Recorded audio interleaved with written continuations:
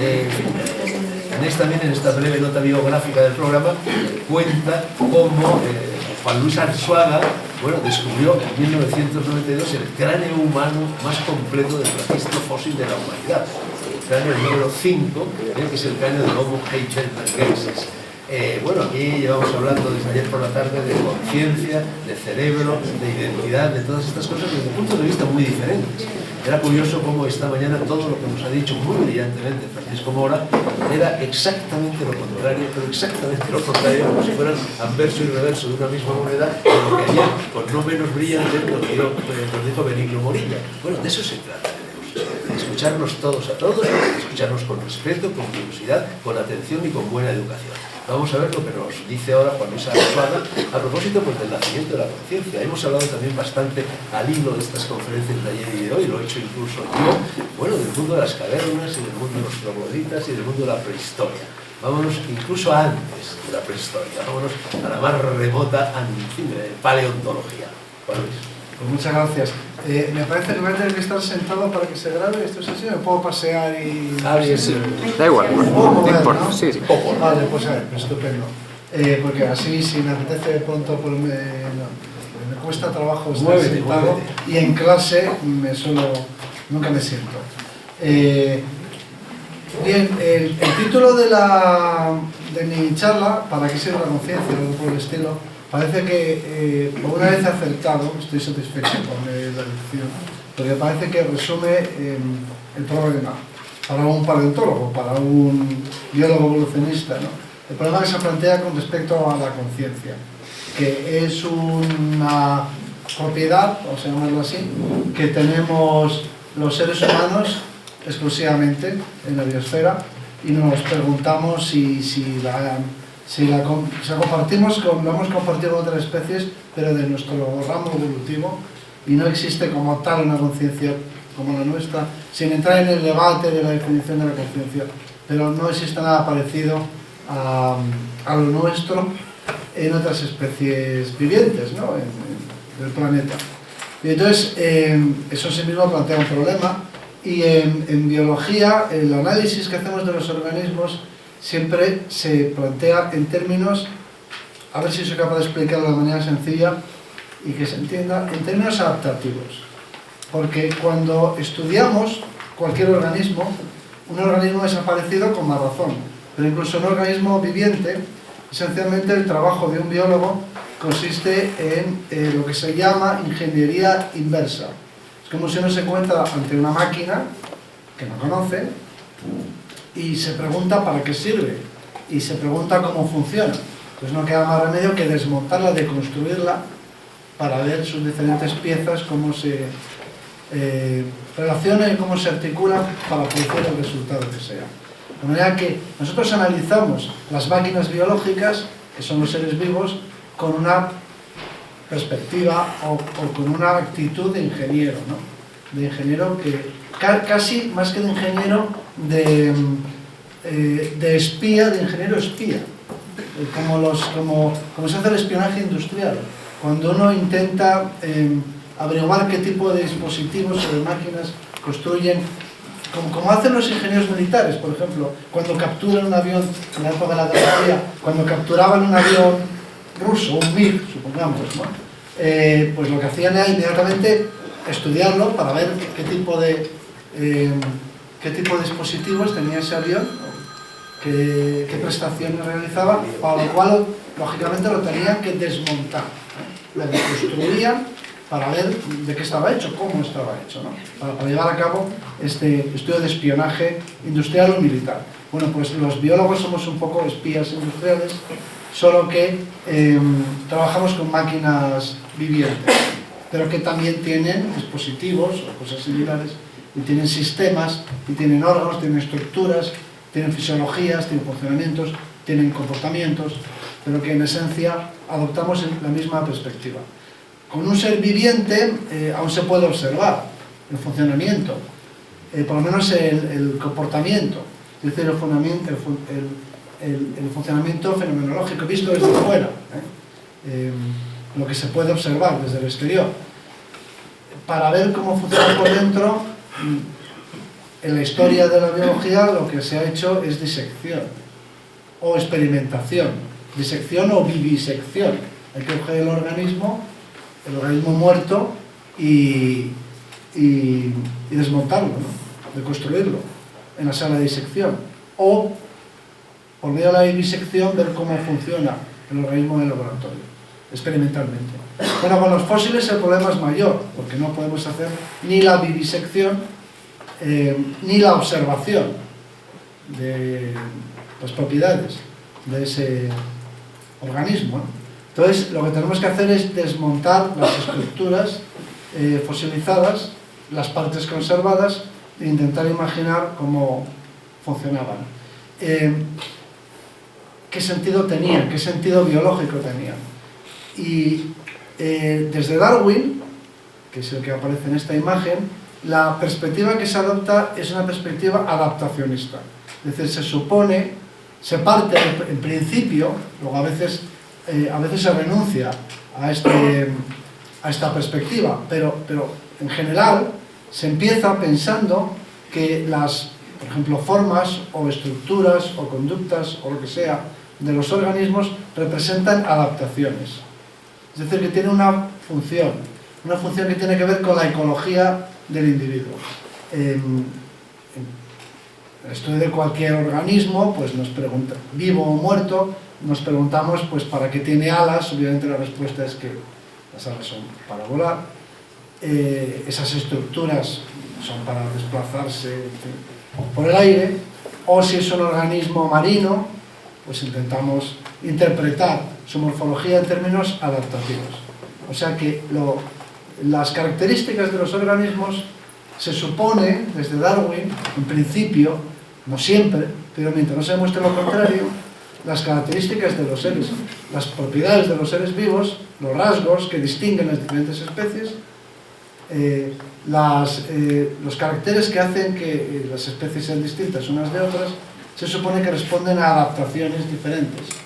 Los organismos son diferentes unos de otros porque ocupan diferentes nichos ecológicos, o sea, porque los organismos ocupan diferentes lugares en la economía de la naturaleza, como decía Darwin, ¿no?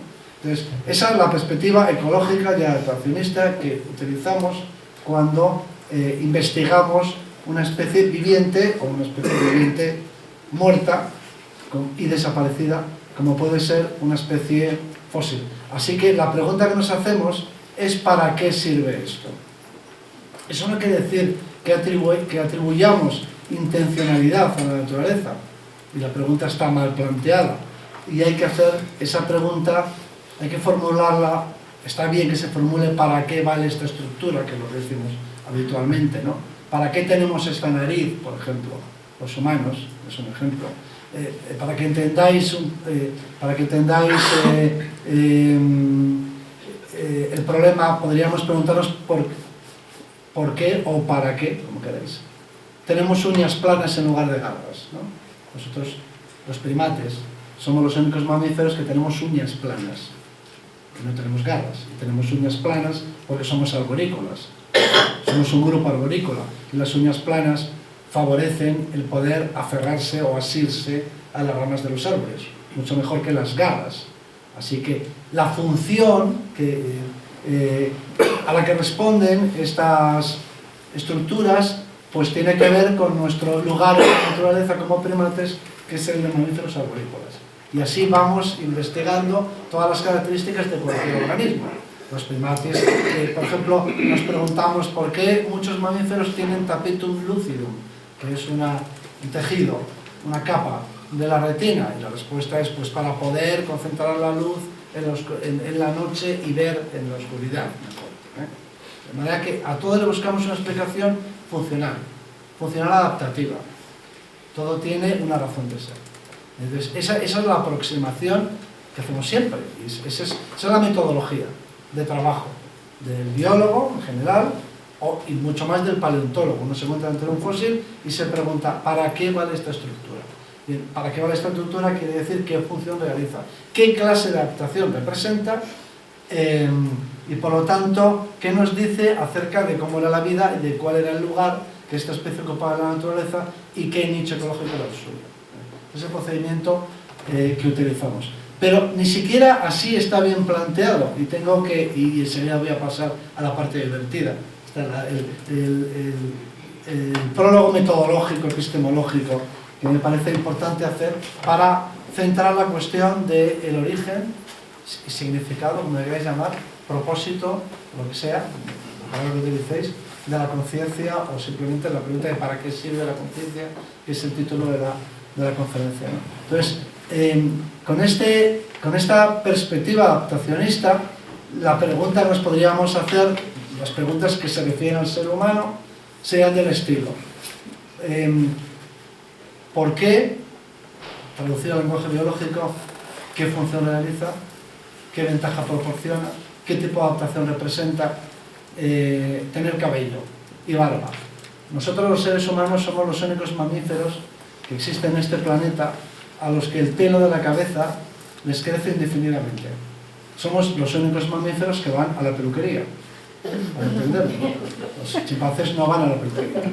Un ser humano, si no se afeita la barba le llega al suelo, Bien, porque tenemos el pelo, solo el pelo de la cabeza es de crecimiento continuado. Y me gustaría saber por qué es así, tanto en términos genéticos, cuáles son los genes responsables de eso, como en términos histológicos, cómo se produce eso en el crecimiento del pelo, cómo funciona el crecimiento del pelo. Y podríamos ir más allá y preguntarnos qué tipo de adaptación es esa, qué función tiene el pelo de crecimiento permanente. No sé si nos da tiempo a hablar de esta cuestión, pero la respuesta que yo le doy a la pregunta de para qué sirve que el pelo de la cabeza crezca permanentemente, el cabello en concreto, la respuesta que yo le doy es que tenemos el pelo de crecimiento continuo para poder peinarnos. O sea, el pelo sirve para peinarse. Entonces, esa es una buena introducción a la tesis que voy a mantener. Tenemos el pelo muy largo para poder peinarnos. Es como si dijéramos que tenemos esta nariz para poder llevar gafas. Pero es real. Sinceramente pienso que tenemos un pelo muy largo para poder peinarnos. Es decir, para poder expresarnos a través del cabello. Si hacéis un recorrido por la sala, veréis que no hay dos personas que lleven el pelo arreglado de la misma forma, ni dos culturas que lleven el pelo arreglado de la misma forma, pero la barba. No hay dos culturas y que a través del pelo y de la barba expresamos cosas tales como, por ejemplo, nuestra ideología, nuestra clase social, nuestro estado civil. Las solteras o las chicas jóvenes llevan el pelo mucho más largo que sus madres. No ahora, siempre, o mejor dicho, no es, por lo general, se entiende, y si no es así es por algo. Nadie lleva el cabello, y eso se podría extender al resto de nuestra decoración personal, del arreglo personal, o del adorno, o del vestuario. Solo que la ropa no es orgánica y el cabello sí. Esa es la gran diferencia. Nunca es casual y siempre es deliberado. Aquellos que dicen que son muy descuidados y que no pierden nada de tiempo y que no le dan ninguna importancia a su apariencia, esos son los que más tiempo dedican a la apariencia, los que más con diferencia. Los que dicen, no, pues sí, a mí me gusta llevar la raya y tal, esos son los que menos. Me gusta llevar la raya a un lado y tal, ese probablemente es el que donde hace sí y ya está. Pero el que dice que no, que a él le da igual, que él va muy descuidado, ese es el que más tiempo dedica a su apariencia. Y a través de la apariencia nos expresamos. Por ejemplo, Fernando y yo, como por caso, no llevamos barba, pero no es casual. No llevamos barba porque nos hemos afeitado. Esta mañana. Yo ayer. Pero... Ayer, bien. Entonces acá, bueno, pues eso también habrá tener la explicación, ¿por qué hoy no?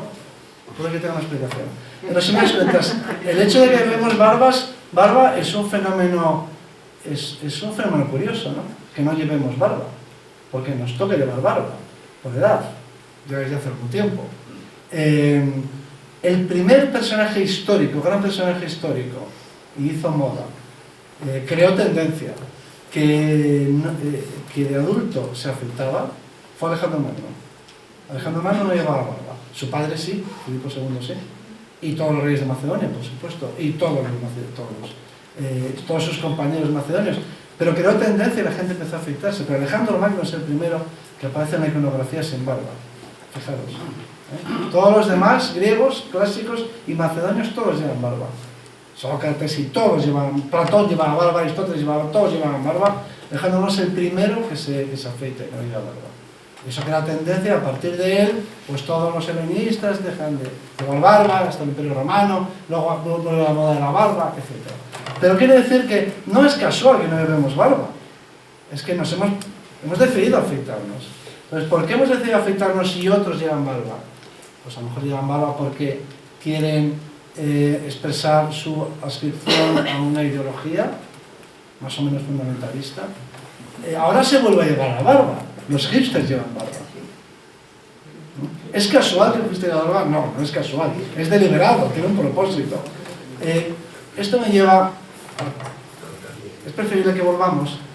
Y lo que quería decir es que a la pregunta que es relevante, porque por lo que luego vamos a ver de por qué nuestro cabello crece de esa manera, la contestación de que para que lo podamos utilizar para comunicarnos unos con otros, como una forma de lenguaje, como si fuera una pizarra en la que podemos escribir. Simplemente para proporcionarnos un soporte a través del cual comunicarnos, no es mala respuesta. Es una buena respuesta. Pero en fin, a lo que voy es a que con este enfoque adaptacionista todavía tenemos que dar un pasito más y yo doy el paso hacia la parte divertida de la conferencia. Siendo rigurosos, un biólogo no preguntaría ni siquiera un biólogo evolutivo. Un biólogo preguntaría ¿para qué sirve esta estructura? ¿Para qué sirven las tráqueas de los insectos? Pues para el intercambio de gases y de oxígeno y de CO2. El sistema respiratorio de un artrópodo es a base de unas cañerías de unos tubos que se llaman tráqueas. ¿Para qué sirve la tráquea? Pues para la respiración. O sea, y está bien planteada la pregunta de ¿para qué sirve la tráquea? Pero eso podría decirlo un biólogo pre-darwinista, antes de Darwin, porque razonaban igual. Un biólogo pre-darwinista pues hacía una pregunta: ¿para qué sirve el pistilo de las flores? La respuesta, pues ahí están los óvulos, ¿qué tal? Que se fecundan. Bien, pues las preguntas ya existían antes de Darwin. Pero a partir de Darwin, la pregunta hay que formularla de otra manera. Voy a poner el ejemplo de la postura bípeda, que caracteriza al ser humano, que no es un tema que voy a abordar hoy, pero que es fácil de entender. Los humanos somos bípedos, de hecho somos los únicos bípedos. Los únicos bípedos sin plumas. Una de las definiciones de ser humano es un ser bípedo sin plumas. Las aves son bípedas, no tienen plumas. O sea que bípedo sin plumas es una buena descripción del ser humano. Somos los únicos bípedos no emplumados que existen. Pero la pregunta podría ser, bueno, ¿para qué sirve ser bípedo? Pero un biólogo evolucionista lo tiene que plantear de esta forma. Y hay que hacer siempre el esfuerzo de planteárselo así. ¿Por qué razón aquellos antepasados nuestros que eran bípedos o incipientemente bípedos tuvieron más descendientes que los que eran cuadrúpedos? En resumidas cuentas, nosotros somos bípedos porque descendemos de antepasados bípedos. Los antepasados remotos eran cuadrúpedos. En algún momento aparecieron individuos más o menos bípedos. Y esos individuos más o menos bípedos tuvieron más hijos que los individuos que eran cuadrúpedos. Es decir, fueron favorecidos. En otras palabras, la pregunta es esta: ¿qué ventaja selectiva proporcionaba a nuestros antepasados el ser bípedo? ¿Qué hizo que aquellos que eran bípedos tuvieran más hijos que los que no lo eran? Esa es la forma correcta de plantearse el problema. Voy a poner otro ejemplo. Nuestra especie es la única especie de mamíferos en la que existe la menopausia.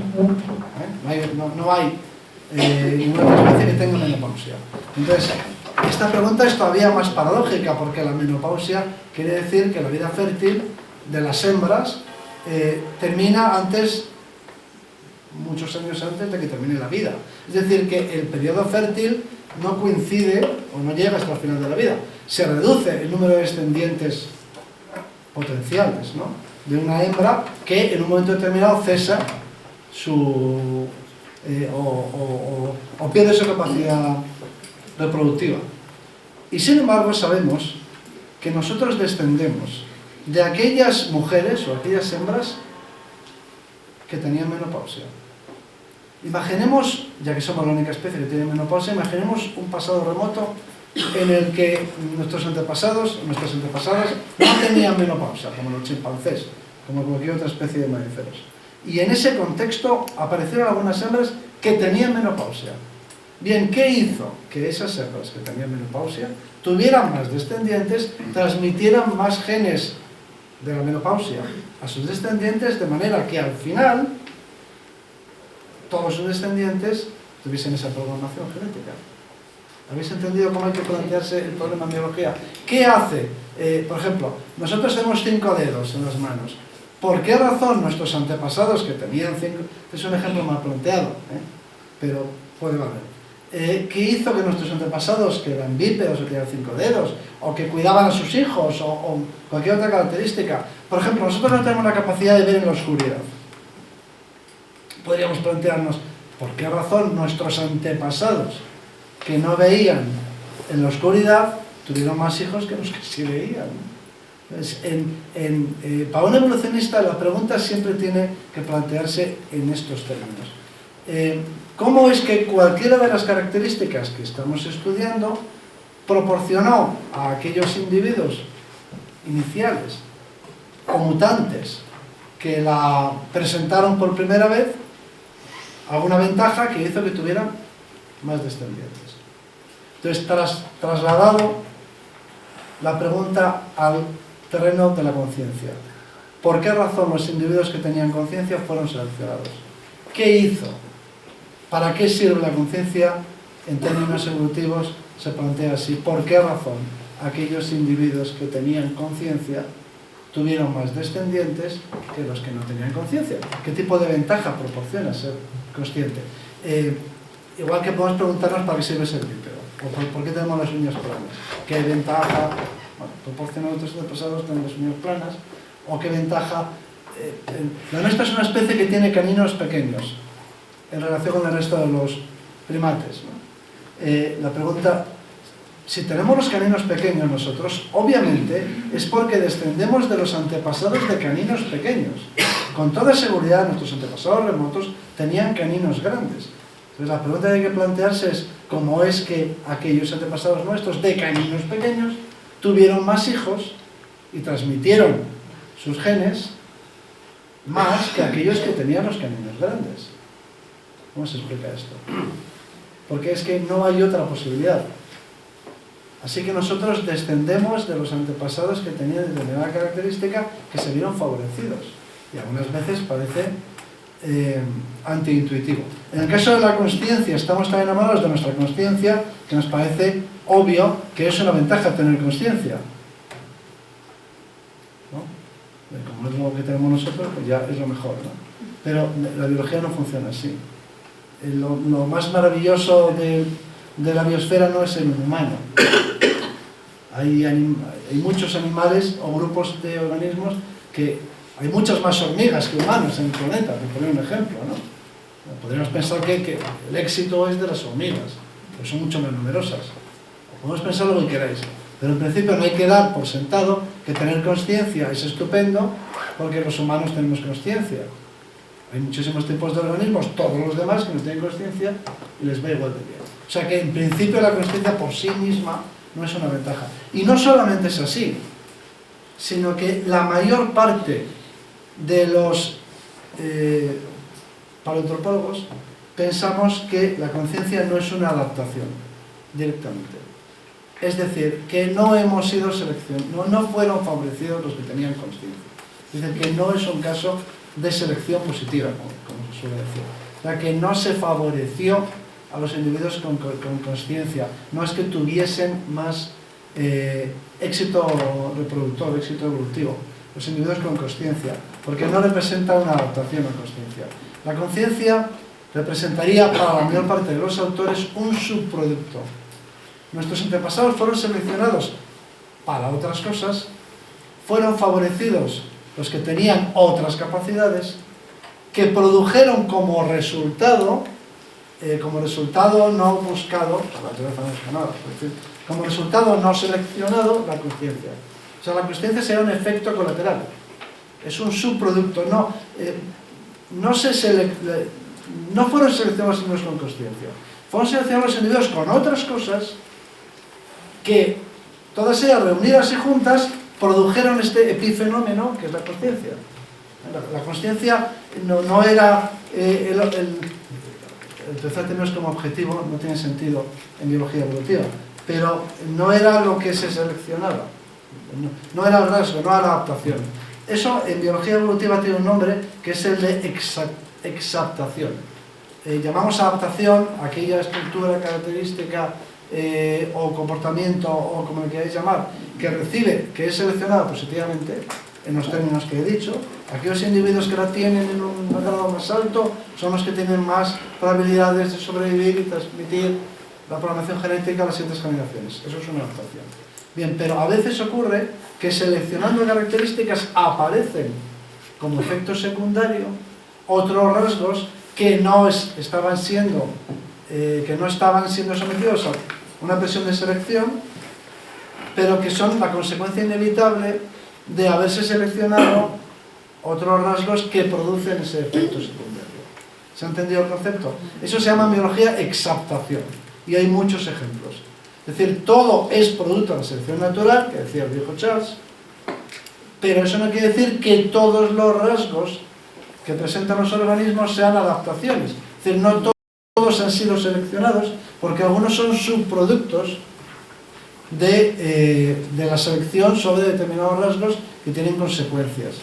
Y aparecen rasgos nuevos que son un subproducto de otros rasgos. Eso se llaman exaptaciones. Entonces, si yo estuviese hablando ante un público de la especialidad, el título de la conferencia sería ¿es la consciencia una exaptación? Esa sería la forma de preguntarlo, de plantearlo.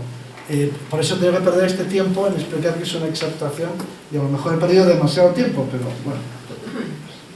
Ahora podemos seguir con la parte divertida. Espero que esto sea entendido y que sea útil.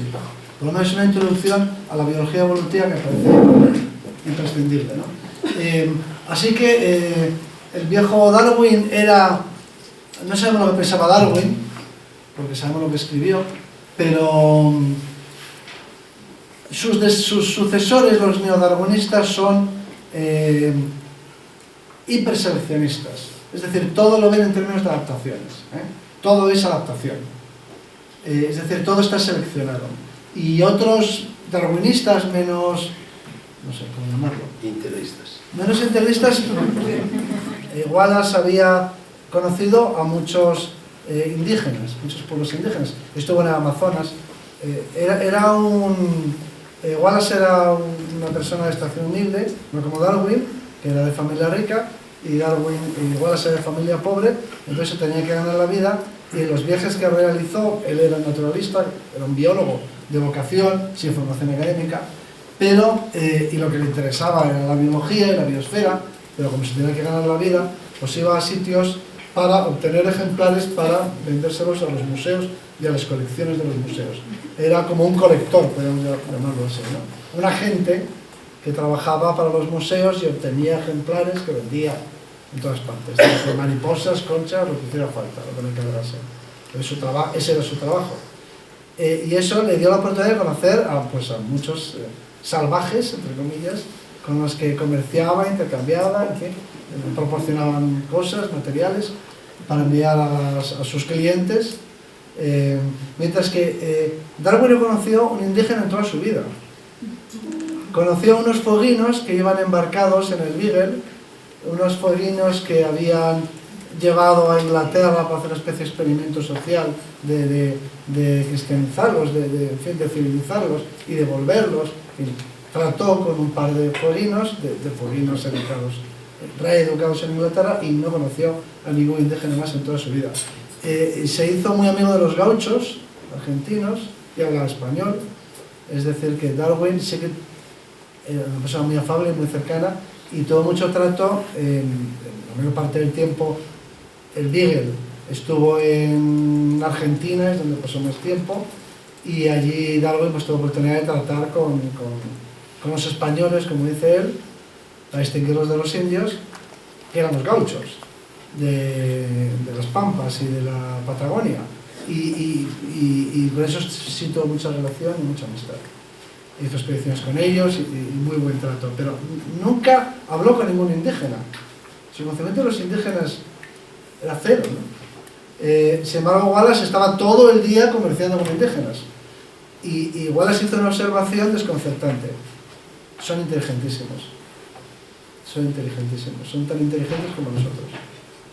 Esa observación es muy brillante y fue toda la experiencia, y la pregunta de Wallace era: ¿para qué quieren ser tan inteligentes para el tipo de vida que llevan? O sea, tú a un indígena lo coges y le enseñas a tocar el piano o a hacer integrales. Entonces, ¿cómo es posible que la selección natural haya seleccionado unas capacidades que en la vida en la selva de Borneo, pues no, aparentemente no tienen ningún valor? Es decir, las capacidades que tienen los nativos de Borneo son las mismas, dijo Wallace, observó Wallace, que tiene un caballero inglés.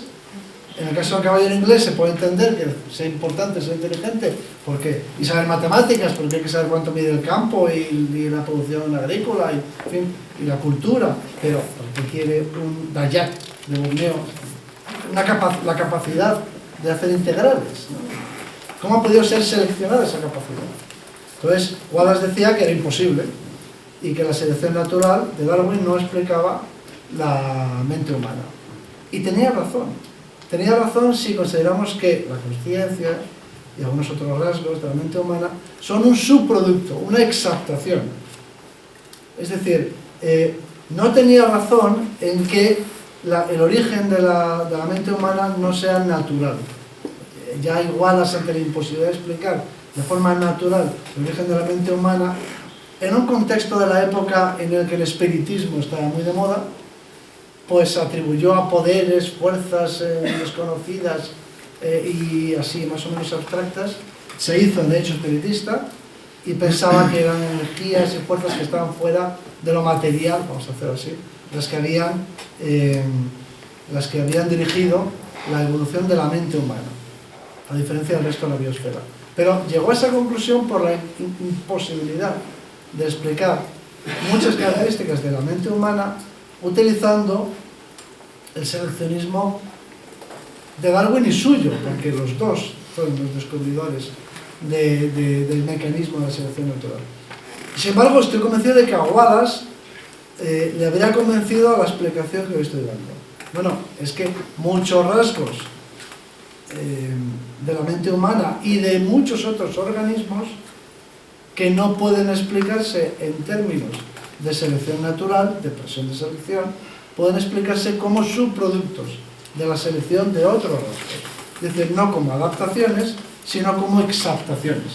O sea que la capacidad para hacer matemáticas no es comprensible como adaptación, porque a ver de qué le servían las matemáticas a un neandertal, o un hombre cromañón, pero sí que se puede entender como exaptación. Obviamente nuestra mente no ha sido seleccionada para hacer matemáticas, ha sido seleccionada para otras cosas y puede ser utilizada con las matemáticas, que no es para lo que fue seleccionada, pero que puede ser aplicada a un objetivo diferente de aquel para el que fue seleccionada. Esa es la idea, ¿no? De manera que quiero creer que yo habría convencido a Wallace de que no hay que recurrir al espiritismo para explicar el origen de la mente humana, porque hay una explicación natural que es la exaptación, que permite superar el problema de la adaptación. Bien, vamos avanzando, creo, ¿no? No en cuanto a diapositivas, que ahora estamos en la segunda, pero ya ahora viene la siguiente parte. La siguiente parte es este señor, que lo traigo aquí porque es amiguete y porque se llama Richard Alexander, y porque no es un paleoantropólogo en absoluto, ni paleontólogo, ni nada. Es un etólogo, es un sociobiólogo, es una persona que estudia la biología social y nunca había estudiado nada ni remotamente cercano a los seres humanos, pero fue capaz de formular en unos términos de formalizar, que decimos, ¿no? De expresar de una manera sistematizada y científica, ¿no? estos pensamientos que yo he esbozado aquí, que estaban más o menos en el aire. Y para resumir, Richard Alexander divide la evolución humana en dos etapas.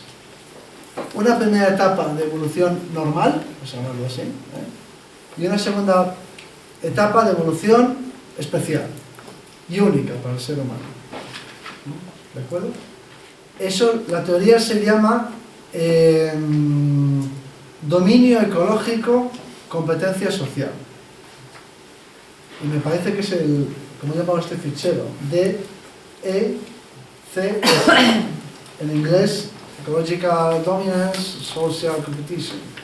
Entonces, con ese acrónimo se puede entender muy bien su teoría. No es exclusivamente suya, no es Darwin, Richard Alexander, pero él la cuenta muy bien, entonces voy a seguirla un poco aquí, en la parte divertida que viene ahora.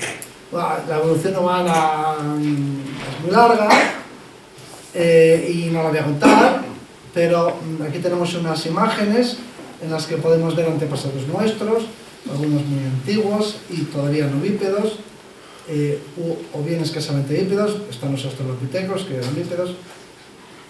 Simplemente quiero decir que estos antepasados nuestros estarían todavía en la primera parte de la evolución humana. Es decir, una evolución como la de las demás especies, con presiones de selección ecológicas. O sea, voy a ver si lo expreso de una manera que se entienda fácilmente. En esta época, en esta etapa de la evolución humana, los homínidos, nuestros antepasados, compiten con otras especies. ¿Entendido? ¿Qué es lo que pasa en los ecosistemas? Los individuos que están en los ecosistemas compiten esencialmente con otras especies. Un petirrojo que ande por ahí, o un zorro, o una liebre, o un quebrantahuesos, que podamos ver aquí mismo en el Pico de Abantos, y digo quebrantahuesos a propósito, porque ya se ha visto el primero, después de muchos años. ¿Con quién compite? Pues compite con los quebrantahuesos, con los buitres leonados, con los buitres negros, compite con los zorros y con los lobos, con cualquier otra especie que le pueda disputar una carroña. Para anidar, compite con las otras especies que puedan ocupar las repisas de los cortados donde tiene que hacer el nido. Compite con sus propios parásitos, por ejemplo. Es decir, que en la competencia ecológica uno compite con las otras especies. Esa es la idea darwinista, competencia entre especies. Un individuo pertenece a una especie y por pertenecer a una especie pues compite con las otras. Un zorro pues compite, primero, de alguna forma, compite o interacciona. Hay una carrera armamentística que se llama, este es un concepto de Richard Alexander, el término, además es de la época, el término de carrera para explicar la evolución, la carrera armamentística, por ejemplo, esa es una carrera que se da entre las plantas y los fitófagos. Las plantas intentan no ser comidas por los fitófagos, entonces desarrollan estructuras, espinas y cosas que mantienen alejados a los fitófagos. Si ya no pueden con ellos, lo que hacen es que sus reservas las entierran, de manera que los fitófagos no lleguen a por ellas, en forma de tubérculos. Un tubérculo es el capital de una planta enterrada profundamente, hasta una profundidad a la que no puedan llegar los animales que intentan apropiarse de su capital en forma de energía, energético. Por eso la planta se defiende con pinchos, haciéndose venenosa, enterrando sus ahorros de cualquier manera. ¿Por qué? Porque tiene una carrera armamentística con los fitófagos. Es un ejemplo, ¿no?, de coevolución. Las plantas y los fitófagos compiten entre sí. Bien, entonces, en esta primera etapa de la evolución humana, pues hay competencia de ese estilo. ¿Qué quiere decir eso? Que las características de nuestros antepasados se deben interpretar en términos ecológicos. O sea, que son adaptaciones. Uno se adapta a su nicho ecológico. ¿Cómo se adapta un quebrantahuesos, por ejemplo, a su nicho ecológico? Pues desarrollando la anatomía, la fisiología y la etología, el comportamiento que le permite alimentarse de huesos. como compite con otros necrófagos alados que se alimentan de carne y el quebrantahuesos es el último que llega, pues ha desarrollado adaptaciones en el tracto digestivo, en el comportamiento. Es que los quebrantahuesos cogen un hueso, que es a lo que llegan, a lo que acceden, pues son los últimos, y lo dejan caer para que se parta en trozos, y luego esos trozos se los comen, para aprovechar el tuétano. Es decir, que el quebrantahuesos lo que busca es la médula, o sea, el tuétano. Pero para acceder al tuétano tiene que desarrollar un tubo digestivo que disuelve el calcio, el fosfato cálcico, para llegar al interior del hueso, donde está el tuétano, y tiene que desarrollar un comportamiento que es el de coger los huesos, volar, dejarlos caer en un rompedero, que se partan. Eso es un comportamiento de una programación. Eso está programado genéticamente, son genes. La conducta también tiene programaciones.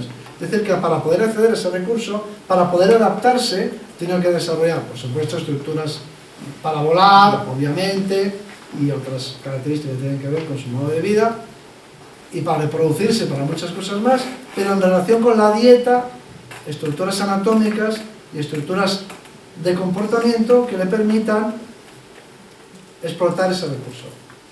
Es decir, tiene que adaptarse. ¿Adaptarse a qué? Tiene que adaptarse a su rol, a su papel, a su lugar en el ecosistema, a lo que los biólogos llamamos su nicho ecológico. Entonces, cuando uno estudia un quebrantahuesos, pues lo estudia con esas premisas.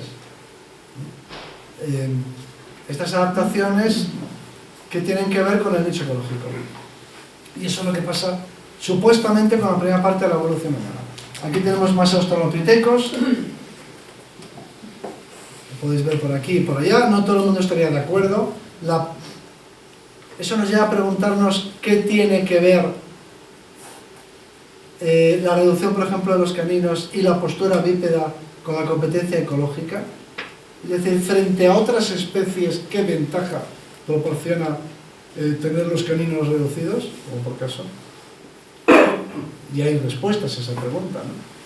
Por ejemplo, tener los caninos muy grandes dificulta los movimientos de rotación de la mandíbula. Si tú tienes una dieta basada en semillas, necesitas triturar, necesitas masticar mucho. Para triturar necesitas producir movimientos verticales y movimientos horizontales de la mandíbula para hacer una molienda, para funcionar como una muela de molino. Y unos caninos grandes bloquean la parte anterior de la mandíbula y dificultan ese tipo de rotación. Luego la reducción de los caninos podría ser una ventaja para ocupar el nicho ecológico de ser un mamífero primate que se alimenta de semillas y granos duros. Esa sería una explicación de carácter adaptativo. ¿Por qué tienen los caninos pequeños? Pues porque se alimentan de semillas y granos. Esa es la razón. Por razones biomecánicas. Entonces estamos en esa parte que está ejemplificada perfectamente por esta diapositiva tan maravillosa, que es en la que se ve este es el primer australopiteco que se descubrió nunca, que es el primer eslabón, el auténtico eslabón perdido. En las navidades del año 1924, un paleoantropólogo sudafricano llamado Raymond Dart encontró al niño de Tong, que es este fósil que se ve aquí. Es un individuo, un niño que murió en el momento del destete, hacia los 3 años de vida. El destete es una etapa crítica en la vida de cualquier mamífero. Por supuesto se pierden nutrientes, se pierden defensas, se pierde contacto físico con la madre y protección, y hay mucha mortalidad asociada al destete. Es una crisis. La primera gran crisis de la vida es el destete, Fernando. Esto a lo mejor te sugiero aquí alguna cosa. Nunca había reflexionado sobre esto, pero se me ha ocurrido la idea, de hecho, esto es muy de Fernando. Pero el destete es la primera gran crisis la segunda, digamos. El primer viaje, el nacimiento es la primera prueba, ¿no?, de la vida. El primero hay que nacer, hay que hacer ese viaje tan complicado, pero el destete es un trauma. Bueno, eso lo he visto yo. O sea, lo he visto yo Uno lo ve cuando estoy estudiando los chimpancés, por ejemplo en el Gombe, que tuve la oportunidad de estar con ellos mucho tiempo, viendo los chimpancés en libertad. Y el momento del destete es un momento crítico porque es cuando su madre vuelve a ovular,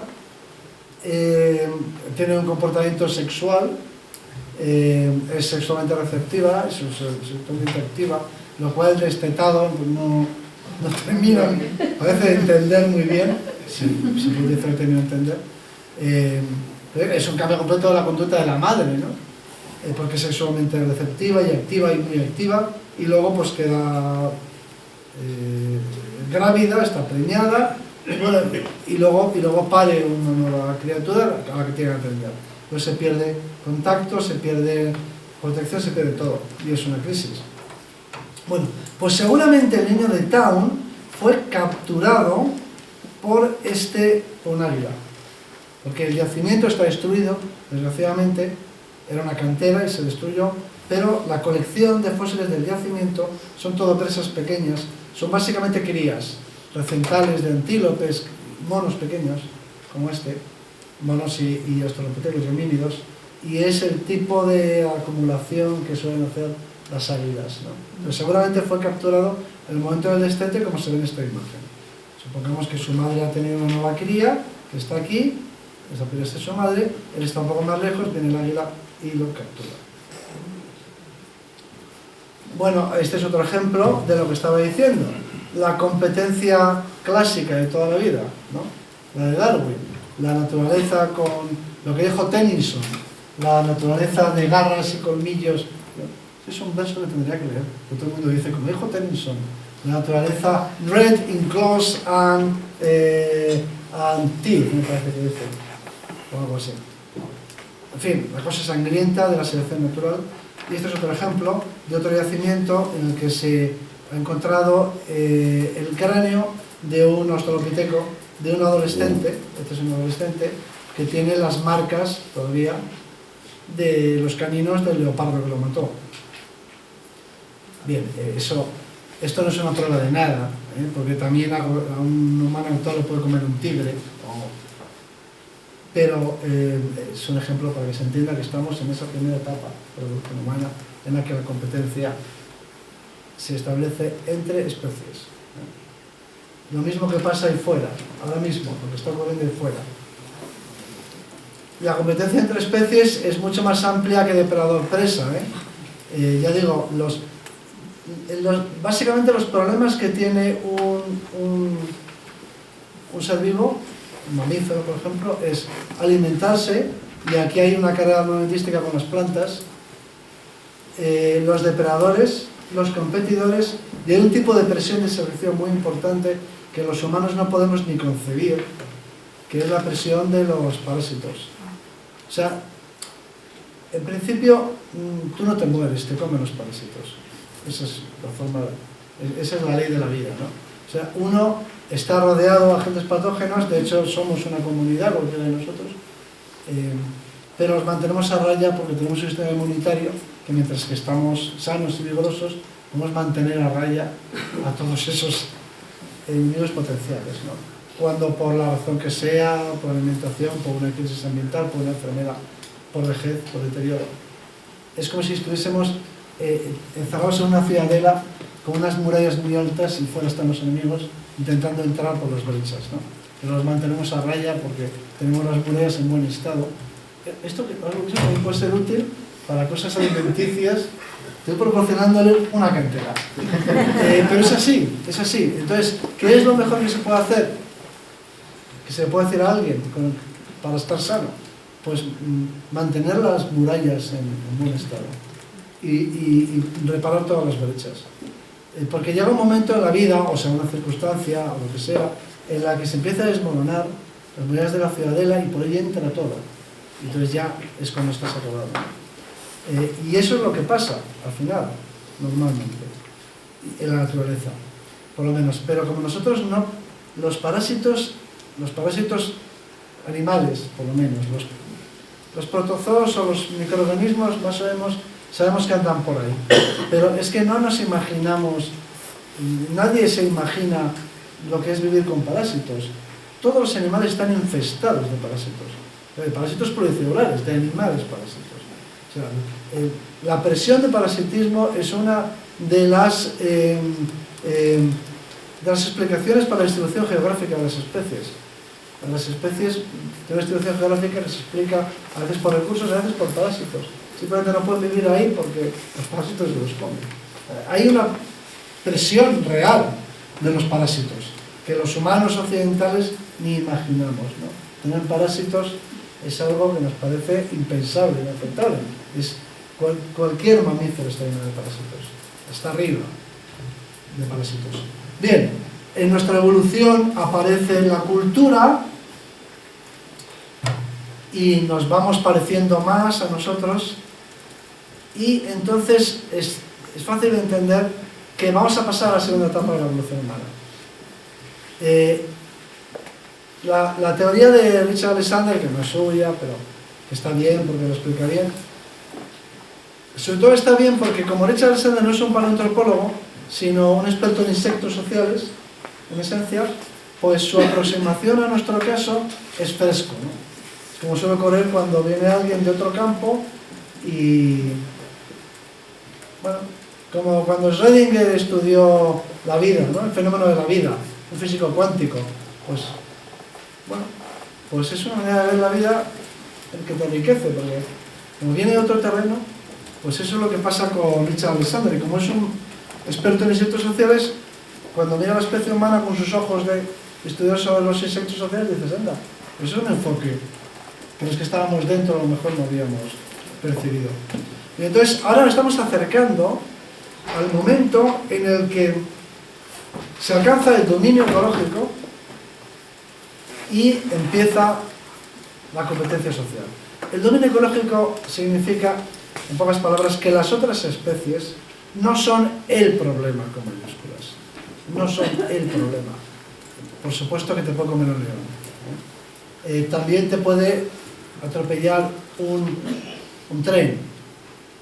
Pero sería exagerado decir que los trenes ponen en peligro la supervivencia de la especie humana. El hecho de que un tren te pueda atropellar no quiere decir que nuestra especie esté amenazada por los trenes. Evidentemente que en cualquier momento de nuestra evolución te podía comer un león o te podía matar un parásito. Un leopardo o cualquier cosa, o un tigre. Y de hecho se siguen comiendo... el animal que más humanos mata, el animal pluricelular que más humanos mata, el grupo de animal que más humanos mata son los ofidios, las serpientes, con diferencia, con diferencia, con mucha diferencia. Las serpientes es la principal causa de muerte animal de la especie humana, las serpientes. Y cualquiera que haya estado en el monte, como decimos aquí, en África o en Asia o en cualquier lugar, o en América, con gente del monte, habrá entendido fácilmente lo que digo, porque están literalmente obsesionados con las serpientes. Pero la palabra es obsesionado. Están todo el tiempo mirando, vigilando, escuchando, porque se te cruzan, claro, una mamba se te cruza. Entonces, tienen todos sus sentidos alerta para prevenir un encuentro con una serpiente. O sea, la preocupación fundamental, vemos en el Gombe, estábamos allí recorriendo todos los días la selva con los chimpancés, con los guías de allí, con los indígenas, toda su preocupación eran las serpientes, porque es el animal que más humanos mata. Perdona que te interrumpa, yo la semana pasada, hace 15 días, leí en la prensa la noticia de que habían hecho en Estados Unidos, me parece, un vasto estudio sobre cuáles eran los animales, los seres vivos que más mataban. No eran las serpientes, eran los mosquitos. Bueno, los mosquitos indirectamente, como transmisores, pero no es lo mismo, como transmisor, es un vector. O sea, no es muerte directa. Sí, es lo que se dice en todos los libros, que los mosquitos son la principal, pero el mosquito es el vector. Lo que te mata es el protozoa, o sea que es diferente, ¿no? Me refiero a como depredador o como enemigo que puede matar. Y los que más son los mosquitos, digo los mosquitos, las serpientes, que no es una especie, que es un grupo muy amplio de... Pero pongo como ejemplo que las serpientes matan a mucha gente. Nosotros no estamos en competencia seria con las serpientes, ¿no? Las serpientes no han guiado el curso de la evolución humana. A partir de un momento. Esta es la teoría. A partir de un momento. Por supuesto que hay un ecosistema y hay que alimentarse, y las plantas siguen teniendo pinchos y otras plantas siguen enterrando sus recursos en tubérculos que hay que desenterrar, y hace frío, y nieva, y muchas cosas, y hay leones, y hay osos de las cavernas, como esta habitación de altos, y hay uros del tamaño de los elefantes, y no tienen ni tienen cuernos enormes. Todo eso es verdad, pero lo que quiero decir es que los uros no son determinantes, no determinan el curso de la evolución humana, aunque estén ahí, obviamente.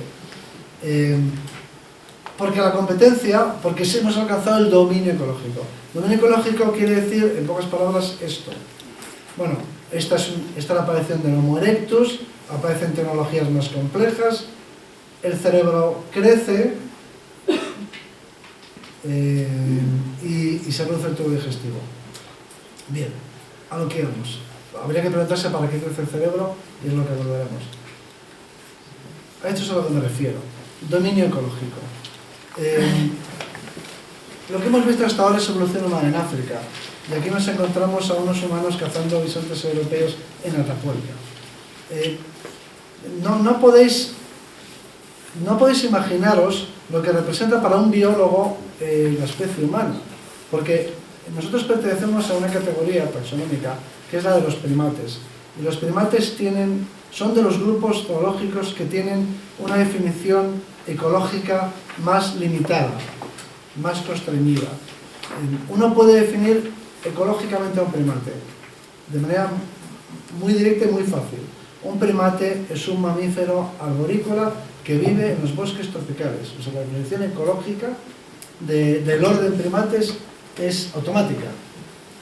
Mamíferos arbóreos de bosques tropicales. Ya está. Y nosotros ni somos arbóreos ni vivimos en bosques tropicales. Y eso es encontrarse un mamífero, encontrarse un primate viviendo en, no sé, aquí, sin ir más lejos, no digamos en la tundra, no digamos en el desierto, es zoológicamente, no sé, es prodigioso, es un prodigio. Es el tipo de mamíferos más especializados, ecológicamente más especializados. Entonces, eso se consigue, eso es posible, porque hemos alcanzado el dominio ecológico. Es decir, que ya no nos para nadie, pero ni el mar. Al final consiguen llegar hasta Australia, navegando, hace 50.000 años.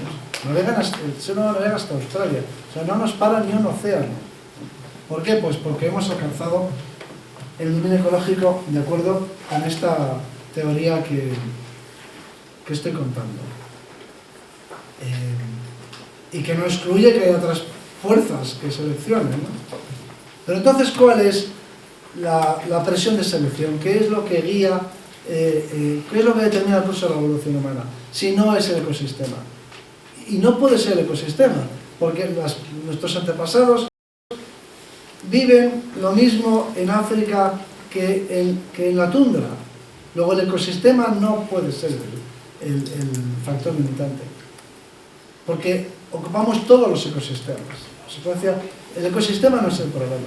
Si tú eres capaz de vivir lo mismo en un ecosistema de tundra que en un ecosistema de desierto, que en un ecosistema australiano de eucaliptos, que en un ecosistema de bosque atlántico o en un ecosistema mediterráneo, es que el ecosistema es irrelevante o no es determinante. Que tiene que haber, las presiones de selección tienen que venir de otro lado. O dicho de otro modo, que la competencia no es con las otras especies. Y esta es la cuestión. La competencia es con los otros individuos de nuestra misma especie. Individuos y grupos de nuestra especie. Es decir, ahora la selección se establece entre individuos dentro de la especie. Lo que determina que vivamos o muramos, que tengamos descendientes o no los tengamos, o muchos o pocos, depende de lo bien que nos manejemos en el ecosistema social. O dicho de otra manera, el cerebro crece para procesar información social. es una máquina de procesar información social.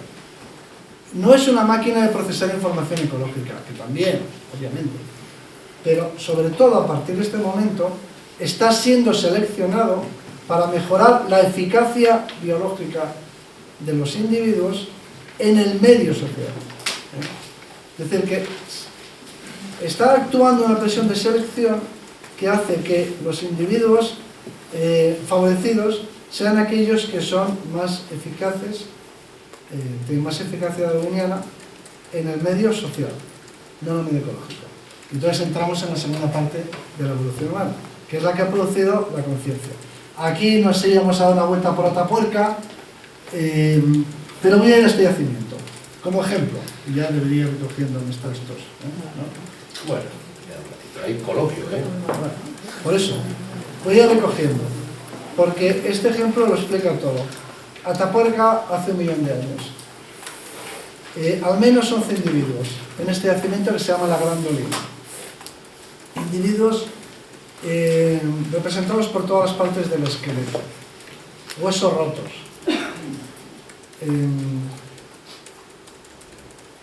Comidos. Explotados, cuerpos explotados hasta la última de sus calorías. ¿Quién es el asesino? ¿Quién es el agente? El homoterio. El homoterio es el top predator del ecosistema de la época. ¿Quién ha sido el asesino? ¿Quién ha sido el que ha cazado y comido al menos 11 individuos de todas las edades? Bueno, en un contexto, estoy simplificando, podría haber sido un homoterio, ¿por qué no? Pero no necesariamente. En un contexto darwinista de la naturaleza en garras y colmillos. Alguien que luego tenga un móvil de estos y sepa manejarlo, tendría que ir a ver la frase de Tennyson, porque me parece que es in red o in tusks, colmillos, and in red tusks and claws, o algo así, en garras y colmillos rojos. ¿Es esto lo que ha pasado aquí? Pues no. Es esto lo que ha pasado. Los que se los han comido son otro grupo humano, otros humanos. En un ejemplo bastante claro de competencia social, ¿no? Competencia a nivel de grupo, pero competencia social. En otras palabras, el peligro dejan de ser los homoterios, que también, pero el peligro fundamental son los demás. Y en resumidas cuentas, los demás porque te pueden comer. O simplemente con los que compites. No hace falta que te pongan. Es un ejemplo exagerado, un caso extremo, pero no hace falta que te coman tus competidores. Basta con que reduzcan. Naturaleza roja en diente y garra. En teeth and claws, o algo así. Bueno, pero es de Tennyson, ¿no? Sí. Entonces, ¿qué pasa? Que te pueden comer los lobos, por supuesto, y no hace falta que te coman los humanos, simplemente que puedes tener más o menos éxito social. Si tenemos tiempo luego os explicaré por qué es importante tener éxito social en la vida. Estoy hablando de la prehistoria. Pero como nuestro deseo biológico viene de allí, pues sigue vigente en la actualidad. O sea que es posible que ahora ya, bueno, seguro que ya da igual en términos de genes transmitidos a la siguiente generación, pero nuestros genes no lo saben. O sea, nuestros genes siguen pensando, entre comillas, siguen pensando. Nuestra biología vive todavía en el paleolítico. Ellos no saben que existen los anticonceptivos, por ejemplo, ¿no? Ellos no saben que es irrelevante en cuanto al número de genes transmitidos el que seas el dueño de la fábrica del último empleado. Nuestros genes y nuestra biología siguen pensando que es mucho mejor ser el dueño de la fábrica. Y que es mucho mejor ser Gengis Khan que ser el último de sus soldados. Eso es lo que creen nuestros genes. A veces tienen razón. Pero no necesariamente, pero es igual, es relevante. Nadie les ha informado de que ya no es importante ser el jefe de la tribu. Ellos siguen pensando que hay que ser el jefe de la tribu. Bien, y eso determina o explica algunos de nuestros comportamientos, por ejemplo, los comportamientos jerárquicos, nuestra necesidad de escalar en la escala social y jerárquica que parece universal.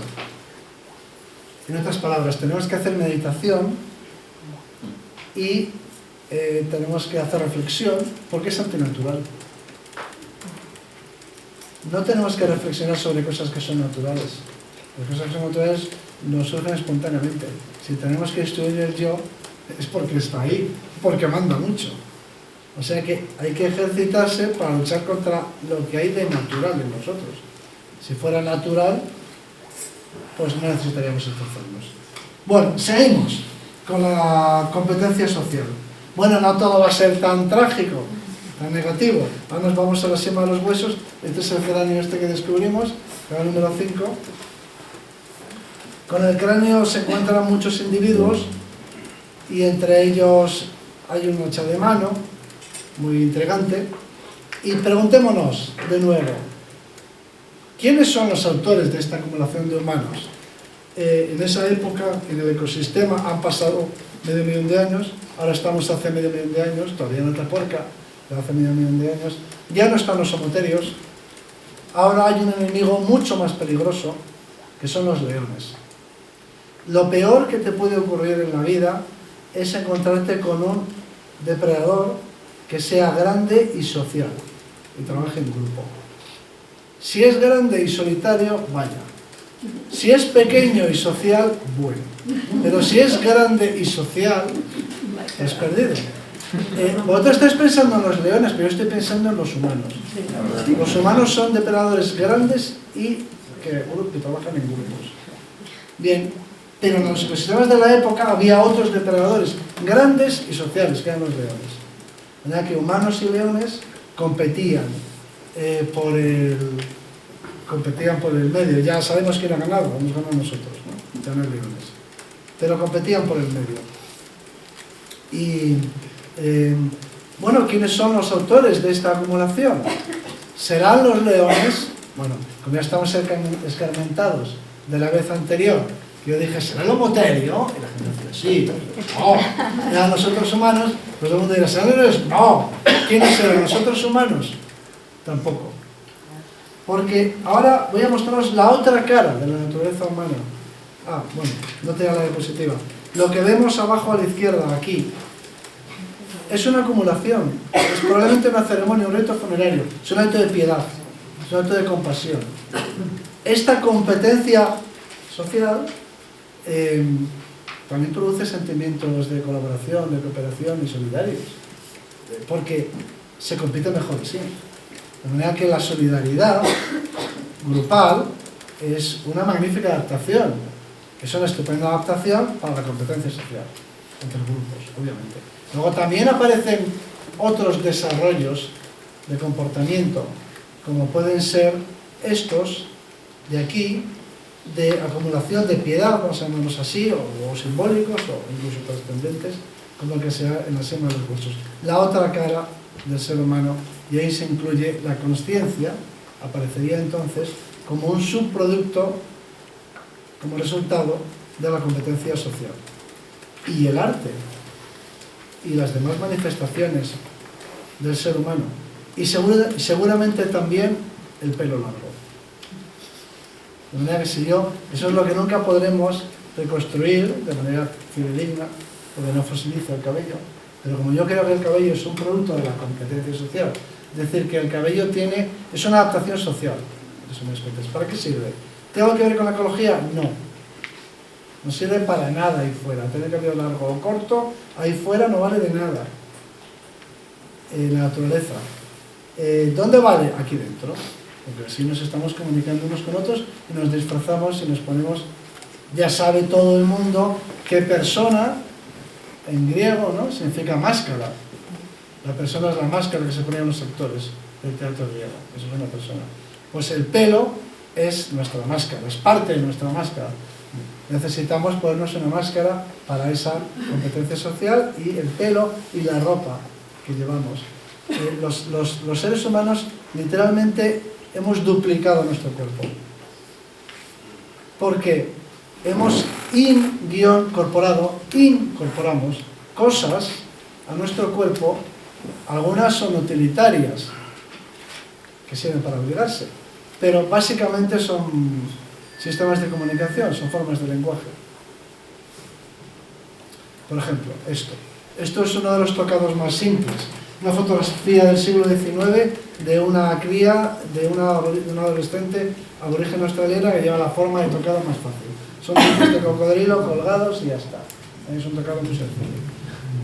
Obviamente, este tocado no tiene ninguna función ecológica. Esto no sirve para nada en la naturaleza y seguro que tiene una función social. Seguro que tiene que ver con... seguramente tiene el mismo significado que el anillo de los casados, por poner un ejemplo. Puede indicar estatus, identidad grupal o lo que sea, o estado de ánimo o cualquier cosa. Es decir, utilizamos los objetos que incorporamos para amplificar nuestro cuerpo y poder proyectar y poder transmitir información controlada. Lo bueno que tiene, a diferencia de nuestro lenguaje corporal, bueno, el lenguaje corporal también nos permite a veces transmitir información controlada, porque lo manejamos como forma de lenguaje, y otras veces no lo controlamos tanto. Pero lo que nos ponemos encima, esta duplicación, este cuerpo duplicado, lo que incorporamos, eso sí que lo controlamos absolutamente. Y la moda de los tatuajes ahora tan en boga. Todo. Es otra manifestación. Pero a mí el ejemplo, sí, y el ejemplo que más, el mejor ejemplo que yo conozco del lenguaje corporal como parte imprescindible del lenguaje del sistema de comunicación es que es imposible comunicar emociones en un chat. Tú te estás escribiendo con tu novia o con un colega y se producen continuamente malos rollos porque continuamente el otro interpreta, no pilla la ironía, no pilla la broma. Entonces, ¿qué es lo que se ha inventado para solucionar esto? El emoticono, lenguaje corporal, la carita con la sonrisa. Oye, que es broma, porque solo por lo que pone en el texto es que no es capaz de saber cuál es el tono emocional de lo que está diciendo. Pero el emoticono, yo le mandaba a mi mujer aquí presente el día pasado, parece que nos van a pagar, una cosa que nos deben. Y me mandó un emoticono, unos aplausitos, pero muchos aplausitos, ¿no? Bien, qué bien. Bueno, pues que ahí que me estaba transmitiendo su estado de ánimo. ¿Nos han pagado? Todavía no. Pero parece que nos van a pagar. Y entonces, ¿qué me quería transmitir? Su estado de ánimo. Ni siquiera yo daba información objetiva. O sea, yo le enviaba información objetiva. Parece ser que es objetivo que nos van a pagar. Y ella me manda información emocional. ¡Qué bien! ¡Qué alegría! ¿No? Vale. Manejamos esos controlados, información emocional controlada. Hay cosas que no controlamos, y otras que sí. Pero bueno, estamos en ese mundo del que estamos hablando. Aquí los neandertales con los cromañones. La gran historia, ¿no? La maravillosa historia y que no podemos abordar. Pero habrá más ocasiones, ¿no? De hablar de estos temas. Aquí, este encuentro, el que estamos representando aquí, lo estamos representando con la hipótesis de que los humanos, de que los cromañones, o sea, el Homo sapiens, es simbólico y tiene objetos de adorno, y los neandertales no. Y están intercambiando, ¿no? Y este neandertal está preguntando al otro neandertal, o quizá le está preguntando, no, lleva collar, le está preguntando a un cromañón. El neandertal le pregunta, al menos con la mirada al cromañón, ¿para qué vale esto? ¿Qué tipo de herramienta es? Es decir, que un instrumento lítico es una adaptación, literalmente es una adaptación, tiene una función ecológica, sirve para algo en relación con la ecología de la especie. Es literalmente una adaptación extrasomática, no es orgánica, pero es una adaptación. Es un percutor, pongamos por caso, tiene una función ecológica, sirve a lo mejor para fracturar un hueso. Bien. Pero ¿para qué sirve este collar? Le podría preguntar el neandertal al niño cromañón, ¿para qué sirve? O sea, en términos psicológicos.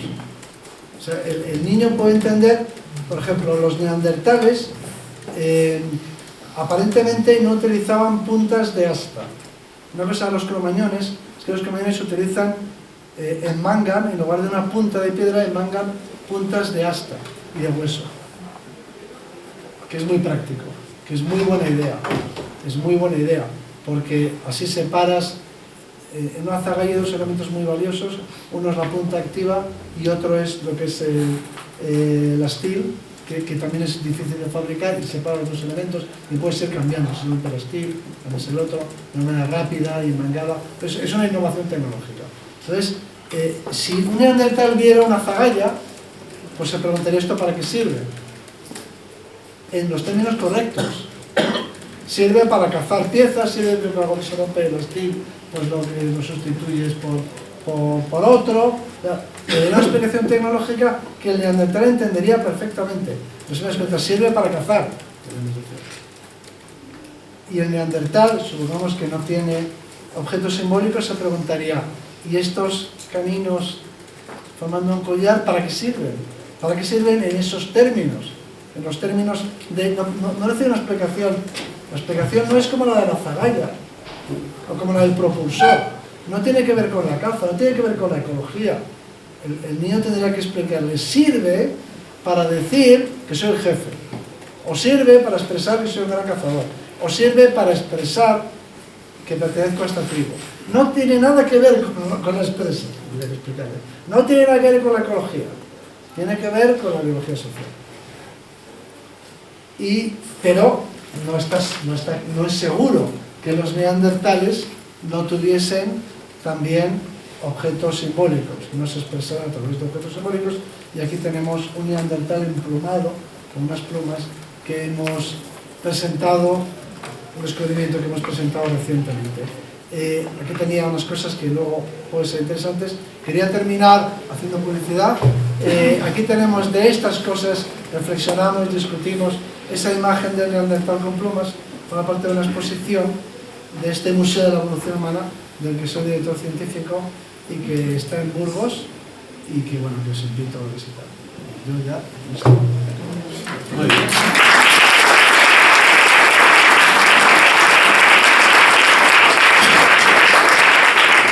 Como siempre coloquio, y yo me arrogo una vez más la prerrogativa de hacer la primera pregunta. Vamos a ver, Juan Luis, hemos hablado de una primera etapa en la evolución, que es la de la competencia con otras especies. Luego se produce la segunda etapa en la que estamos todavía en definitiva, que es endógena, la competencia con nuestra propia especie. ¿Cabe imaginar una tercera etapa de la evolución en la que ya no compitamos con nuestra propia especie y se alcance, bueno, esa idílica paz, un salto con la que tanta gente sueña, e incluso una cuarta etapa posterior o paralela de competencia con el ecosistema, tal y como indicaría la hipótesis Gaia de Lovelock, etc.? ¿Podría ser todo esto fácil? Es el objetivo y no es imposible. Lo que conseguimos con la inteligencia social es aumentar el tamaño del grupo y llevarlo más allá de lo biológico. En otras palabras, hay muchos mamíferos sociales, insectos sociales también, ¿no? O sea, hay otros animales que son sociales. Los insectos incluso construyen sociedades muy complejas. Pero están basadas en el parentesco. Están basadas en la consanguinidad, el número de genes compartidos, ¿no? Y nosotros, por supuesto, mantenemos relaciones familiares, muchas veces de familia extensa, el clan no deja de ser una familia amplia, ¿no? Y es un conjunto de individuos que están relacionados entre sí por el parentesco, el elemento de consanguinidad. Bien, la inteligencia social nos permite crear identidades que trascienden lo biológico. Y la gente se va al partido del Madrid o del Athletic y se juntan ahí 100.000 tíos que no están emparentados entre sí, pero que se consideran pertenecientes al mismo grupo. Pero ahí siguen más que nunca competencia entre especies. Espérate. Los del Athletic y los partidarios del Madrid. Ahí voy. Pero no deja de ser nada más que lo anterior a otra escala peor. Mayor, peor. Pero somos capaces de crear una identidad que está basada... ¿Cómo se reconocen entre sí? Llevan bufandas, llevan cosas, llevan objetos simbólicos identitarios Es decir, todo esto es lo que ha producido este modelo de selección de competencia social, ha producido grupos que trascienden lo biológico, basados en creencias compartidas. No me voy a extender en este tema más, pero el mejor ejemplo que tenemos es el de las guerras médicas. Cuando los griegos deciden enfrentarse a los persas, lo primero que se preguntan los griegos es, bueno, ¿en qué consiste ser griego? ¿Quiénes son los griegos, no? Tienen que definir lo que es un griego para hacer una alianza. Pues se preguntan qué es un griego y llegan a una definición. Griegos son los que comparten la misma lengua, las mismas historias, son los que tienen la misma historia de grupo y los mismos dioses. Deciden que esos son los griegos. Porque ellos mismos nunca se habían preguntado qué es un griego, se identifican como griegos frente al enemigo exterior. Les obliga a definirse. No estaría mal que ahora se preguntaran a los españoles en qué consiste ser español, ¿no? Bueno, frente al enemigo exterior lo haríamos. Ya. Como se hizo en la Guerra de Independencia. Frente al enemigo exterior se lo preguntarían. El problema es si no tienes el enemigo exterior. Y de hecho, los que no quieren ser españoles se buscan el enemigo exterior para conseguir esa definición. Pero a lo que voy es a que hemos creado identidades grandes, muy grandes, pero nos hemos quedado a mitad de camino. El ideal es construir una identidad planetaria. Ese es el objetivo. El problema es quedarse a mitad de camino. Si tú fueras parte del grupo familiar, pues vaya. Del clan, familia extensa, pues bueno. Pero claro, ser alemán, ser inglés, ser español, ser musulmán, ser cristiano, son identidades mucho más grandes que la familiar. Garantiza la cohesión y la solidaridad y hasta el altruismo intramuros, ¿no? Todos los que son de la misma religión se apoyan intramuros, pero claro, compiten extramuros con nosotros. Entonces, ¿cuál es el ideal? Crear una única tribu que sea la especie humana. ¿Sí? Existe la potencialidad. Somos capaces de crear identidades muy amplias, muy grandes, enormes, de millones de personas. Ese sueño sería posible en función de la evolución de las especies o en función de la biología social o en función de... No, ahora mismo... Porque si también existe una especie de determinismo adaptógeno de la especie tenemos, humana a esa condición. sí, tenemos la capacidad, nuestra biología nos impulsa a pertenecer a grupos que trascienden lo familiar. Yo siempre cuento el ejemplo, en la mili yo era de la compañía A, me parece, y rápidamente establecí una seguridad del grupo. Un poco frente a la compañía B, ¿no? Pero Villanueva arriba, Villanueva abajo. rápidamente se creó una identidad de grupo y no éramos consanguíneos y llevábamos 2 semanas juntos, ¿no? Entonces tenemos la capacidad de formar grupos y la debilidad de enfrentarnos a otros grupos. Entonces sí que creo que tenemos el potencial biológico para llegar a construir una única tribu. Pero somos capaces porque nuestra biología lo hace posible. No porque nos sean regalado los dioses. Es que biológicamente estamos preparados para crear identidades de millones de individuos. ¿Por qué no de miles de millones? Bueno, en cierto modo ese es el sueño de los visionarios, ¿no? Crear esa noosfera, crear esa red interconectada en la que todos seamos hermanos. De hecho lo decían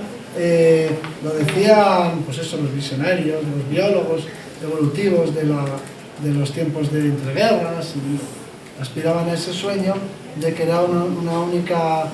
A fin de cuentas es el ideal de algunas religiones, de la religión cristiana, ¿no? Todos somos hermanos. Fíjate, destacaba por ejemplo Julian Huxley, el hermano de Aldous Huxley, el biólogo.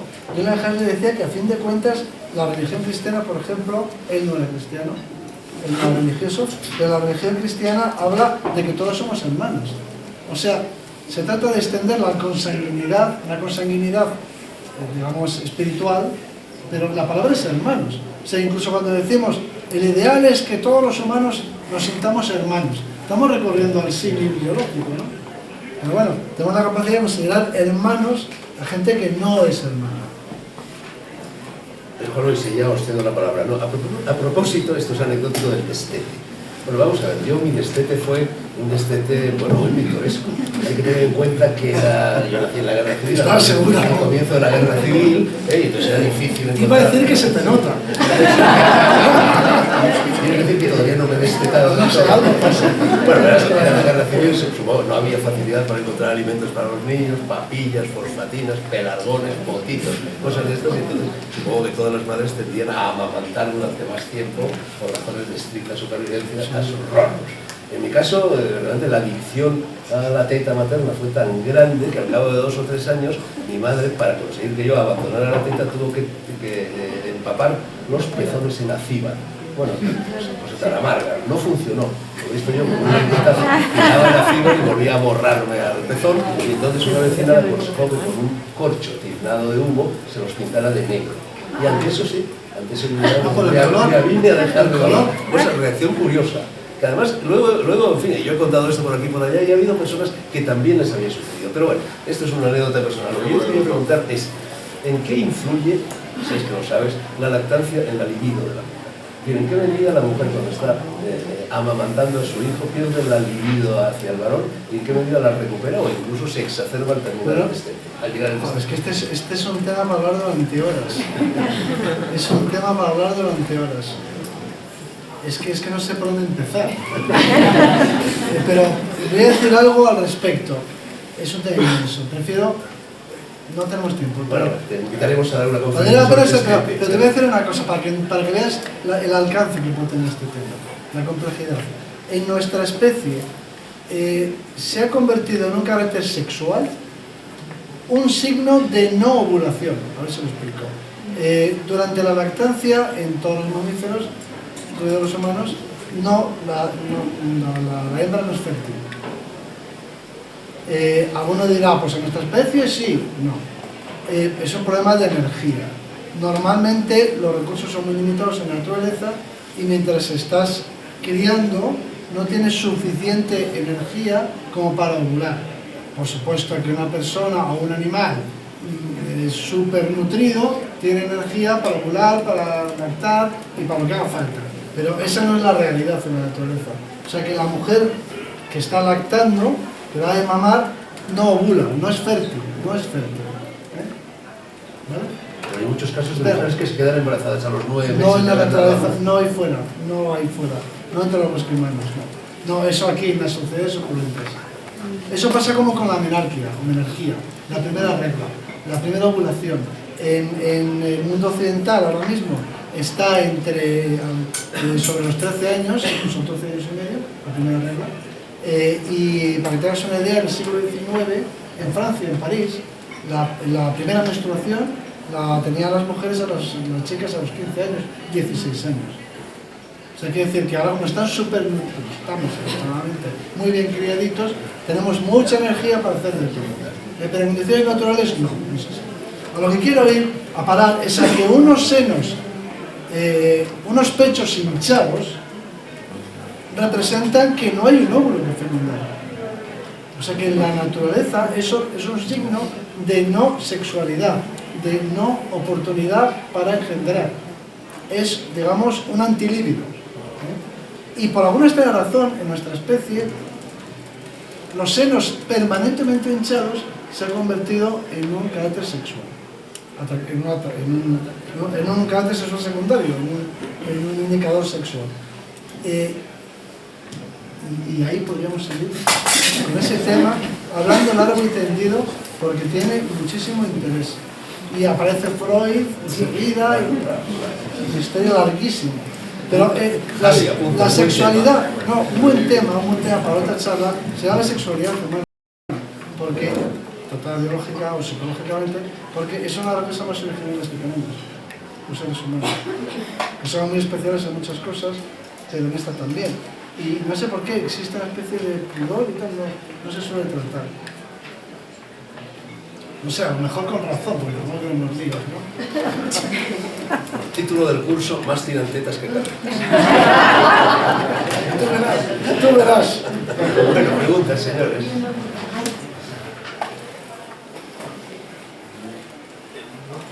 No terminé de entender, no sé si lo has comentado, el tema de la menopausia y por qué sea... Porque es otro mundo. Bueno, es una pista. Es que yo he intentado abrir ventanas, avenidas, como dicen los ingleses, avenidas, para transitarlas, ¿no? que son infinitas en el ser humano. Esto de la menopausia lo pongo como ejemplo porque aparentemente es la contradicción absoluta. Podría ser incluso una prueba en contra.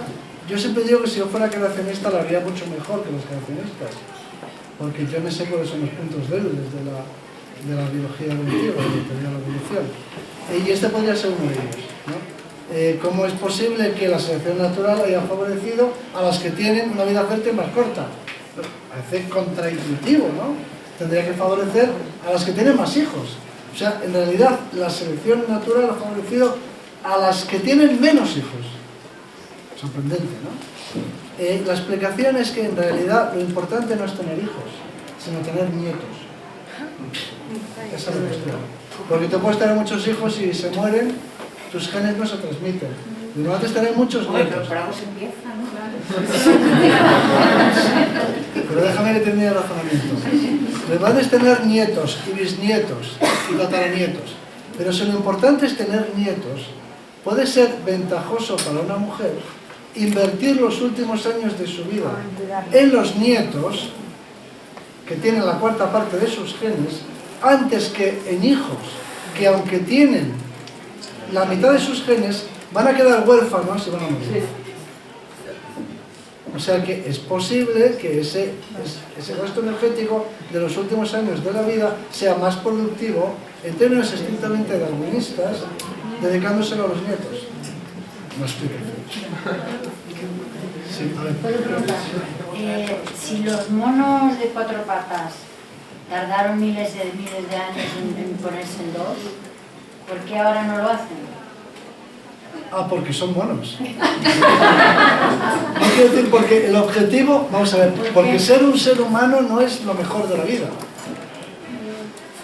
Es que eso, como nosotros pensamos que el ideal de la naturaleza es producir un ser humano, pues claro, no podemos entender por qué hay animales que se dedican a ser peces, pierden el tiempo con esas cosas, cuando podrían ser anfibios y luego reptiles y algún día mamíferos y finalmente primates, y con tiempo llegarían a una cosa mucho mejor que ser pez, que es que ser un ser humano. Pero es que los monos, su trabajo consiste en ser monos, no en ser humanos. Les va muy bien. La evolución ya se cortó. No, nosotros somos, vamos a ver, hay monos de todos los tipos. Cada uno tiene su especialización. Y nosotros tenemos esta. No es que sea cortado, es que ellos no aspiran. No es una aspiración universal de los animales convertirse en humanos. Es nuestra especialización. Es como si tú me preguntas, bueno, ¿cómo es que no hemos desarrollado un radar en las orejas, como el que tienen los murciélagos, que tienen un radar? ¿Cómo es que no? Pues porque nuestra especialización no es ser... Pero los primeros homínidos bípedos eran todavía monos, ¿no? Y sin no embargo, somos monos aún. Bueno, somos los monos, y sin embargo, ese tipo de monos, el que fuera, decidió emprender otra ruta. Porque la primera pregunta es por qué se seca ese cauce, o sea, por qué el resto de... Pero es que me haces preguntas... ¿Por qué no vuelve a nacer otra vez? No renuncian. Renuncian a ser humanos, renuncian a ser delfines, renuncian a ser murciélagos. Es que no hay ningún porqué. O sea, es que, porque la pregunta tendría sentido si ser humano fuera la leche. Para un murciélago, la leche es ser un buen murciélago. No es que renuncien, es que están a lo suyo. Entonces nosotros estamos a lo nuestro.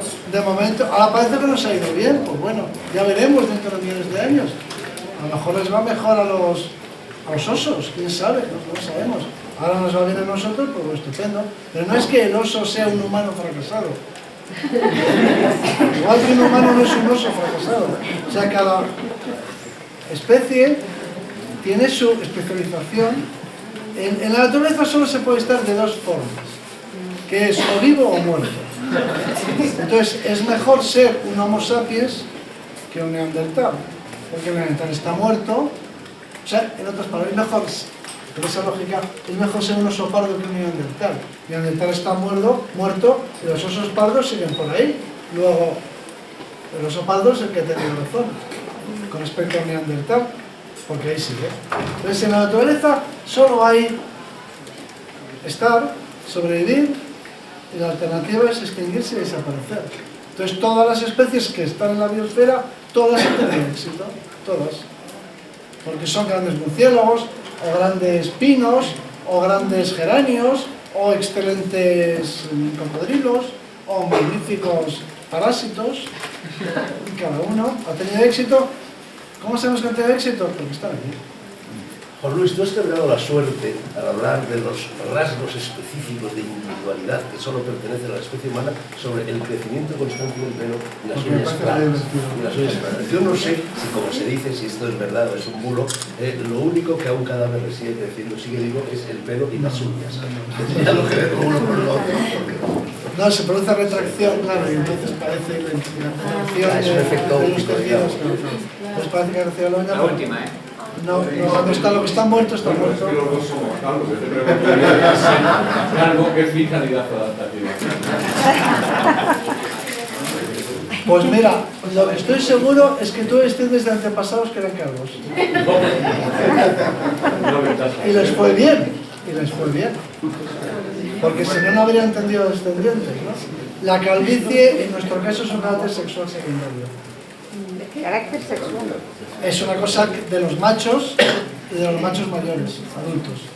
O sea, es un carácter, lo que sabemos es que es un carácter propio de los machos a partir de cierta edad. Los adolescentes no son... Para entendernos. Eso, las mujeres, los hombres tenemos barba. La barba es un buen ejemplo. La barba es al mismo tiempo un carácter sexual secundario, que antes siempre distingue los dos sexos, pero también es de crecimiento continuo. O sea que tiene una función clara, que es la de distinguir a un hombre y a una mujer, esa es clara, y la otra, inexplicable, es porque sigue creciendo. O sea, ya con que creciera hasta aquí sería suficiente para distinguir a un hombre de una mujer, ¿no? No hace falta que llegue hasta los pies. Luego, el resto del crecimiento debe tener otra explicación. No se conoce la explicación. Sí, la que yo he dicho, para que te la puedas arreglar. Ah, sí. Oye, bueno, un momento, Javi nos está cocinando a adaptar la sesión, pero yo tenía dos preguntas que hacer. Una no te la voy a hacer, Juan Luis, porque sería demasiado largo, ya hablaremos de ello en otra ocasión. ¿Qué opinión te merece esa teoría de Rupert Sheldrake de los campos morfogenéticos, la antropomórfica, todo eso? Pero lo dejamos, lo aparcamos. No, la segunda es, la última vez que tú y yo estuvimos juntos, nos vimos, estábamos en los toros, fuimos a los toros y tú al salir, quizá incitados por lo que acabamos de ver, una parrilla de colable por otra parte, me contaste que existía un proyecto a través de la clonación, no sé qué, amparado ya por la Junta de Castilla y León, lo que fuera, y con epicentro más o menos en Atapuerca, que ibas a crear allí una especie de cuasi parque jurásico, con unos, no sé si con mamuts, etcétera, etcétera. ¿Cómo va eso? Bueno, bien, pues ahí iniciando el proyecto. ¿Hay unos ya por allí? Sí, pero y se podrán ver. No es una cosa que lleve yo como investigador científico, sino que es una asociación local, pero al calor de toda esta infraestructura y con nuestro asesoramiento científico en unos espacios abandonados que hay allí, desgraciadamente, pues recrear un mundo un poco perdido, ¿no? Y entonces de momento hay, no es una cosa que yo llevo directamente como empresario, no llevo la gestión económica, pero me parece un proyecto magnífico. De momento ya hay dos especies de caballos, uros y va a haber bisontes. Y se podrá visitar y será una experiencia interesante. Espero que tenga éxito y que funcione y que cuando vayáis a ver el Museo de la Evolución Humana, pues según me cuentan, podría estar para la primavera.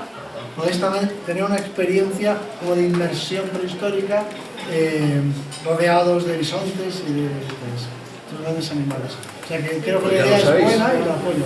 Y atentos, sí, porque los que lo hacen, no somos los investigadores, pero los que lo hacen lo anunciarán, y lo que yo he visto cuando les he visitado, pues teniendo en cuenta que son unos bosques muy bellos, ¿no? Se parte de un gran potencial, pues es una experiencia en fin, que yo recomendaría a todo el mundo, ¿no? O sea que lo veo viable y esperemos que tenga éxito, porque como muy bien sabes, el despoblamiento del medio rural es pavoroso.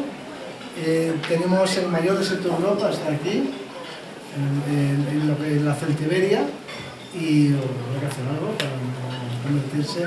Tenemos desde de población por debajo, en territorios muy amplios por debajo de Laponia, y, en fin, las iniciativas que se promuevan pues, permitirán, claro, mantener una cierta población y cultura rural. Fíjate que el índice demográfico de mi querida provincia de Soria es inferior al del desierto de Boca. Sí, sí. Eso es bueno. Kilómetro cuadrado. Lo que es, hay un profesor, hay un prehistoriador que se llama Francisco Murillo, Paco Murillo, que está impulsando esto, digamos un científico comprometido, vamos a decirlo así, y ha creado una especie de marca que es Celtiberia, porque básicamente ese desierto coincide con los límites territoriales del territorio celtíbero. El mayor desierto de Europa es la antigua Celtiberia, que puedes ir hasta Salas de los Infantes por Burgos y por arriba puedes llegar hasta Teruel y por supuesto toda Soria y hasta Molina de Aragón, todo ese territorio inmenso que fue el territorio celtíbero. Es un agujero negro, es el mayor desierto de Europa, ya tiene densidades de población inferiores a la Roma. Para que tengas una idea, es un territorio 2 veces la provincia de Guipúzcoa y no llegan a 5.000 habitantes. Un territorio que es 2 veces la extensión de Guipúzcoa. 5.000 habitantes, todos mayores, por supuesto. Entonces, desarrollar iniciativas que permitan de los centímetros. Sí, bueno, Vas a ser el último centímetro. Medio vivo en Soria. No, vas a ser el último centímetro.